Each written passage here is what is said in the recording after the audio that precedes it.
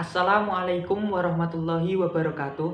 Perkenalkan, nama saya Muhammad Azmi Ubaidillah Alfani dengan NIM 2113100004636. Di sini saya akan menjelaskan materi tentang jalur masuknya Islam di Indonesia.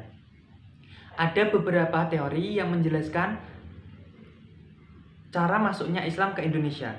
Yang pertama adalah teori India.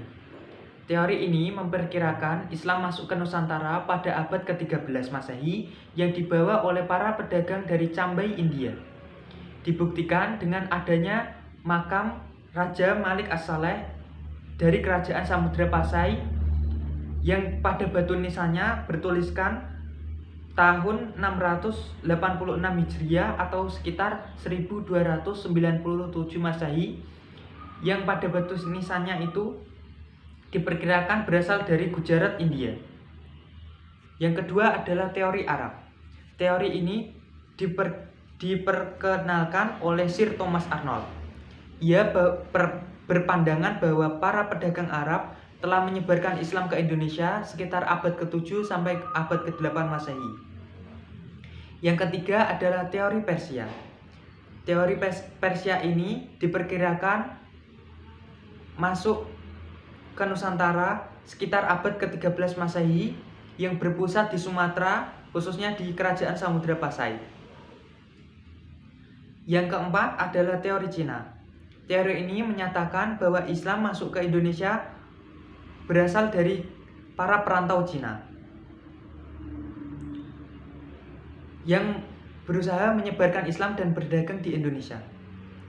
Selanjutnya adalah strategi dakwah Islam di Indonesia. Islam mudah dikenal dan diterima oleh masyarakat Indonesia karena beberapa faktor.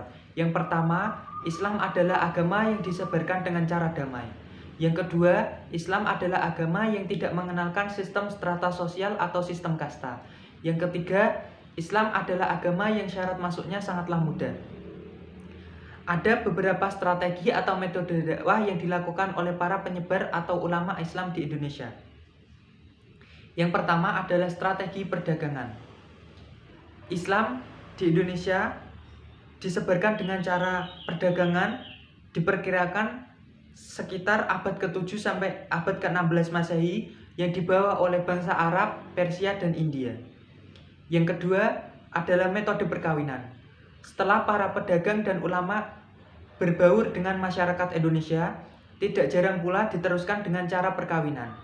Yang syarat perkawinan tersebut hanyalah dengan melakukan membaca 2 kalimat syahadat supaya bisa dilaksanakan sistem perkawinan secara Islam.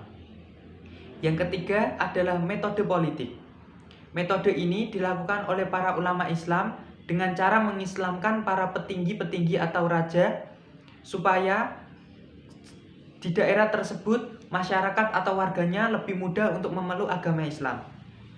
Yang keempat adalah sistem pendidikan.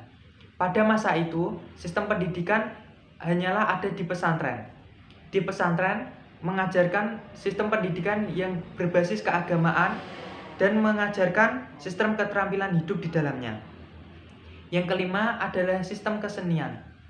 Kesenian pada masa itu adalah sistem kesenian yang berupa sistem kesenian kedaerahan. Contohnya adalah gamelan dan wayang. Pada gamelan dan wayang disisipkan cerita-cerita keislaman sehingga lebih mudah untuk menyebarkan dan memahamkan tentang konsep keislaman pada masyarakat di Indonesia.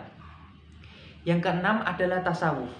Para ulama atau sufi pada zaman itu melakukan akulturasi kebudayaan yang ada di Nusantara dengan kebudayaan yang ada di Arab. Contohnya adalah perayaan agama Islam di Indonesia dilakukan dengan cara akulturasi kebudayaan di Indonesia yang dilakukan dengan cara sederhana, yang bertujuan untuk lebih memahamkan dan lebih menghormati keadaan masyarakat Indonesia yang sebelumnya menganut agama-agama sebelumnya. Mungkin cukup itu yang dapat saya sampaikan, kurang lebihnya mohon dimaafkan. Wassalamualaikum warahmatullahi wabarakatuh.